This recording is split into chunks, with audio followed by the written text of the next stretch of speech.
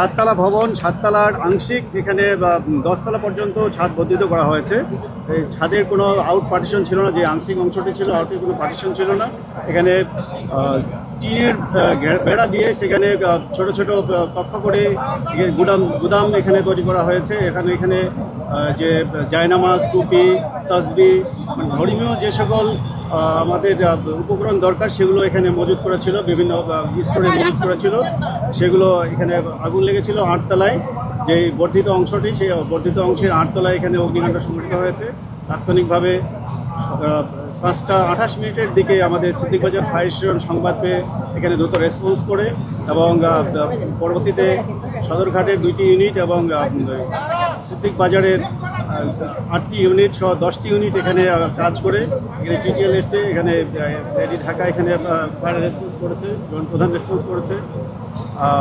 এখানে তাৎক্ষণিকভাবে যে অগ্নিকাণ্ড সংঘটিত হয়েছে আগুনে আমাদের যে ফায়ার ফাইটাররা তাদের দ্রুত দক্ষতার মাধ্যমে আগুনটিকে নিয়ন্ত্রণ করতে সক্ষম হয়েছে। অলরেডি 6টা 58 মিনিটে আগুনটা নিয়ন্ত্রণ দেওয়া হয়েছে।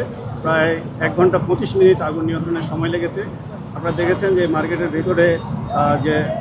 ভিতরে ঢুকতে আমাদের কিছুটা বেগ পেতে হয়েছিল, যেহেতু ছাদের টপে আগুন ছিল। আগুন নিয়ন্ত্রণে একটু সময় লেগেছে।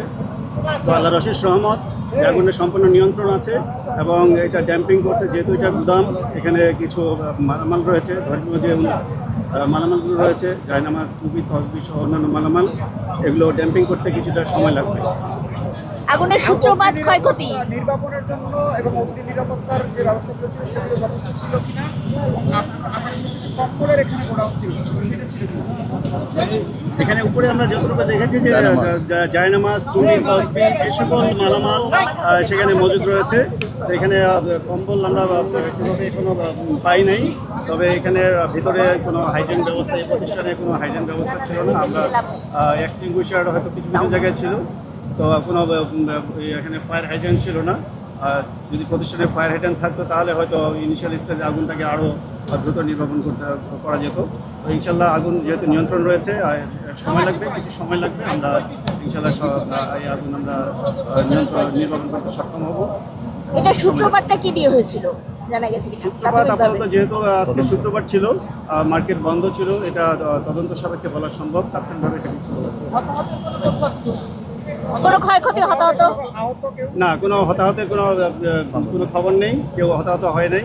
এখানে আগুনটা আমাদের যে ফায়ার সার্ভিসের যে দক্ষ কর্মী বাহিনী আছে তাদের প্রচেষ্টায় এবং স্থানীয় ভলেন্টিয়ার, স্থানীয় লোকজন, মার্কেটের যারা রয়েছে তাদের সার্বিক সহযোগিতা আগুনটা নিয়ন্ত্রণে আনা সম্ভব হয়েছে। এই এক্সটেনশনটা কি বৈধ? এক্সটেনশনটা কি বৈধ? এটা তদন্ত সাপেক্ষে ডিজাইন দেখে বলতে হবে। এখন হঠাৎ করে এটা হুট করে বলা মুশকিল। এটা আমরা যখন তদন্ত করব, কমিটি যখন তদন্ত করবে, তদন্তে এটা আমরা উদ্ধারণের চেষ্টা করব যে এক্সটেনশন অংশটি এটা বৈধ না অবৈধ, এটা তদন্ত সাপেক্ষে বলবো। 1 মাস আগেও এই মার্কেটে অগ্নিকাণ্ডের ঘটনা ঘটেছে, এরকম তথ্য এই ব্যবসায়ীরাই দিয়েছেন। তখন কি ফায়ার সার্ভিসকে জানানো হয়েছিল? এটা এই মুহূর্তে বলতে পারছি না, তবে ছোটোখাটো আগুন তো সবসময় বিভিন্ন জায়গায় লেগে থাকে। এই ধরনের বড় কোনো অগ্নি দুর্ঘটনা ঘটে নেই, কিংবা